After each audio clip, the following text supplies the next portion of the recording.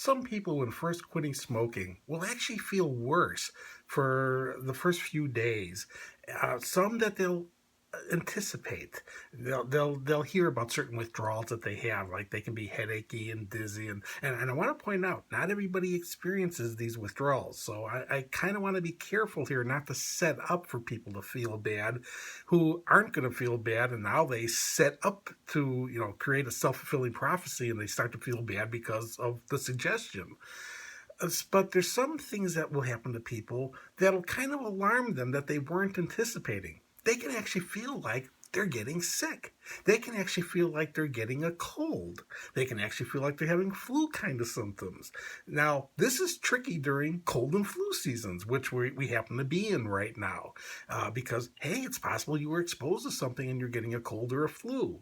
But I also need to point out that some of the symptoms that people experience the first few days, and it may even go into a little bit longer than that, can feel like cold symptoms and yet not be a cold.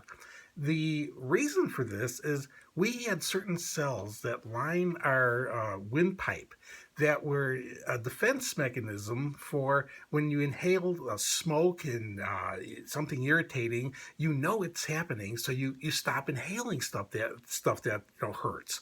Well, as a smoker, one of the first things you had to do to be able to be a successful smoker was learn how to inhale. Well, learning how to inhale, all that meant was destroying those nerve cells.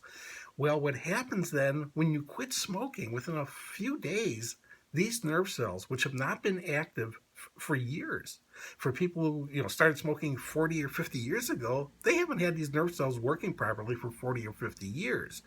Well, they start to regenerate. And when they start to regenerate, they can hurt. You can start to feel a lot of the irritation, the destruction that was going on for the decades of smoking that you couldn't feel along the way. Well, when that starts to happen, you can start to feel like you're getting sick. Now, normally those pains will diminish within a few days. Now, I want to point out, if you ever start to having a fever in the beginning or, symptoms which are more pronounced, hey, don't write this off to the healing of the nerve cells, because that's not going to cause a fever. That's a strong indicator that some other infection is going on. But if you're just getting kind of burning throughout the lung and it's in the early part of the quit, that may be all the cause is. I have several videos that really address this already. One of them was learning how to inhale, and basically I kind of gave you the crux of that you learned how to inhale by destroying nerve cells, but that one goes into a little bit more of an elaborate detail. It's a little bit longer.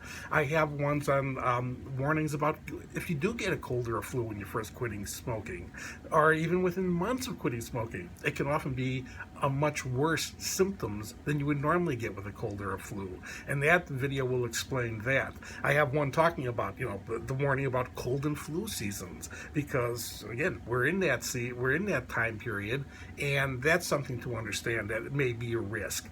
And the other one is when you may really need to talk to a doctor, because there are times where there's ongoing symptoms that people will write off to, oh, they just quit smoking, that's why. And sometimes they'll write it off like that for months. Hey, there's people who seem like they want to write that off for years, but that's a very dangerous game to play. So I'm going to attach all those videos into the video description link that will go to a resource page here, and go through all those materials if you have more questions about it. But if you start to feel burning sensations in your lungs the first few days, don't panic, don't get overly alarmed. It's not uncommon for this to happen, but understand the mechanism.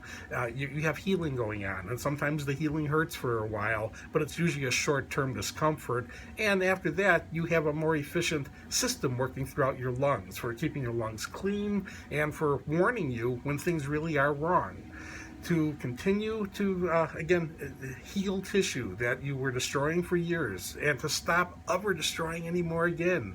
It really is a matter now of just making and sticking to a personal commitment to never take another puff.